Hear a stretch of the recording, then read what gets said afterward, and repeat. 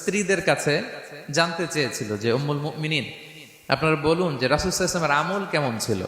আমরা তো মসজিদে দেখি, বাইরে দেখি, ঘরে ওনার আমল কেমন আমাদের জানতে বড্ড মনে চায়। তো রাসূল সাল্লাল্লাহু আলাইহি ওয়াসাল্লামের স্ত্রীরা বললেন যে উনি এমন এমন আমল করেন, এইভাবে নফল রোজা রাখেন, শেষ সাথে তাহাজ্জুদ পড়েন, এইভাবে তাসবিহ পড়েন, কোরআন তেলাওয়াত করেন, জিকির করেন। তো হাদিসে এসেছে যে কাআন্নাহুম তাকাল্লুহা, তাদের কাছে এটা কেমন যেন কম মনে হইল। তারা একটা বড় এক্সপেকটেশন নিয়ে আসছিল, মানে বিশাল একটা, রাসূল সাল্লাল্লাহু আলাইহি ওয়াসাল্লাম সব নবীদের নবী, না জানে কি আমল করে ঘরের ভিতরে।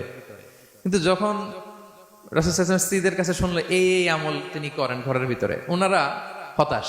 হায় রে, ভাবছিলাম এত এত আমল করে, এই মাত্র এরকম আমল করে, এগুলো তো আমরাও করি। কাআন্নাহুম তাকাল্লুহা, হাদিসে এসছে ওনাদের কাছে এটা খুব কম মনে হইলো।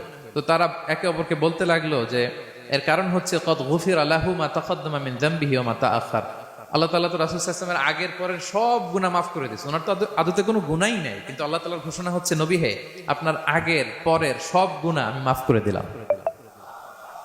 তো সাহাবারা বলতেছেন এর কারণ হচ্ছে ওনার কোনো গুনাহই নাই, সব মাফ, এজন্য ওনার কম করলেও হয়, আমাদের তো এত কম করলে চলবে না। কথা বুঝতে পেরেছেন? তো ওনারা ভাবলো যে না, আমাদের তো আমল বাড়াইতে হবে। তো কি করতে হবে? একজন বলল আমি সারা রাত নামাজ পড়বো, আমি আর ঘুমাবো না। এখন থেকে সারা রাত কি করব? নামাজ পড়বো, আমি আর ঘুমাবো না। আরেকজন বলল তাহলে আমি সারা বছর রোজা রাখবো, রোজা ভাঙবো না, সারা বছর টানা রোজা।